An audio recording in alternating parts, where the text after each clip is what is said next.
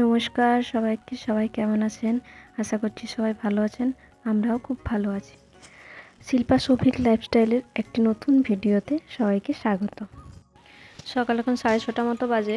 ঘুম থেকে উঠে পড়েছি, তারপর ফ্রেশ হয়ে নিয়েছি। তারপর এখানে দুধটা গরম করে নিয়ে চা করে নিয়েছিলাম একটু।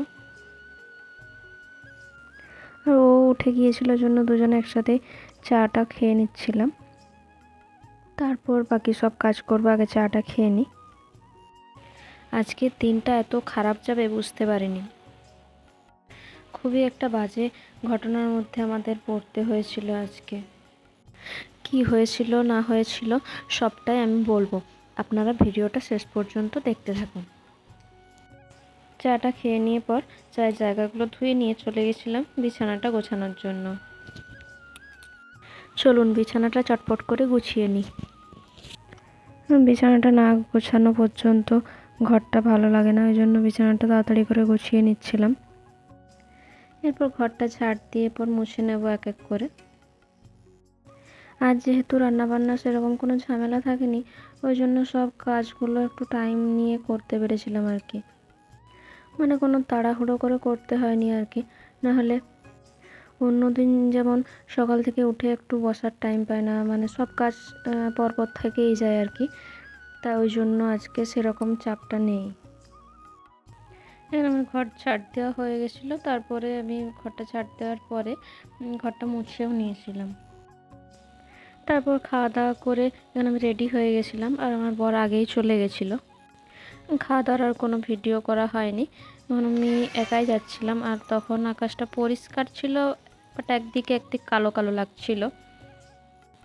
মনে হচ্ছিল যেন এখনই বৃষ্টি নামাবে, কিন্তু বৃষ্টি হয়নি তখন। যাই হোক, এখানে আমি গাড়িতে চেপে গিয়েছিলাম। আমার বড় ছিল, ও যাচ্ছিল একটা কাজে, আমাকে নামিয়ে দিয়ে পর ও তারপরে কাজে গিয়েছিল। তখনও পর্যন্ত ভাবতে পারিনি আমাদের সাথে কি হতে চলেছে।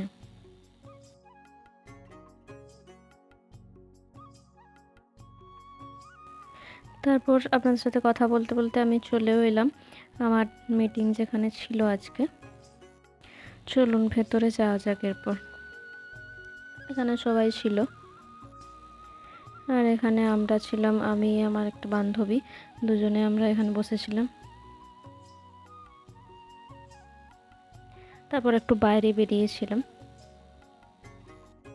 তারপর এখানে 3:30 বেজে গেছিলো মিটিং শেষ করে বাড়ি আসতে আসতে। তখন প্রচণ্ড মেঘ করেছিল আকাশে, বৃষ্টি হয়েছিল আমি আসার পরেই। আর আমার বর আমাকে নামিয়ে দিয়ে অফিস চলে গিয়েছিল। এরপর বলি সকালে আমাদের সাথে কি হয়েছিল। আপনারা তো আগেই দেখলেন যে খাওয়া দাওয়া করে বেরিয়ে গেছিলাম ডিউটি যাওয়ার জন্য। তারপর যাচ্ছিলাম গাড়িতে করে। তারপর কিছুটা যাওয়ার পর দেখি রাস্তায় প্রচুর জ্যাম।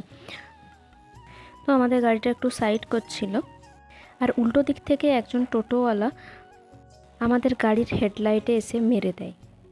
সে রীতিমতো নেশা করেছিল। অলরেডি আরও একটা গাড়িকে সে ধাক্কা দিয়ে তারপর আমাদের গাড়িতে এসে ধাক্কা দিয়েছে।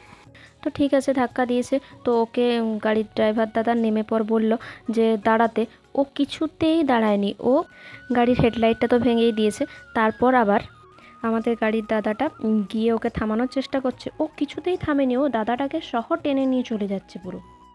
তারপর আমার বর তো রীতিমতো রেগে গিয়ে পর গাড়ি থেকে নেমে ওকে আটকায়।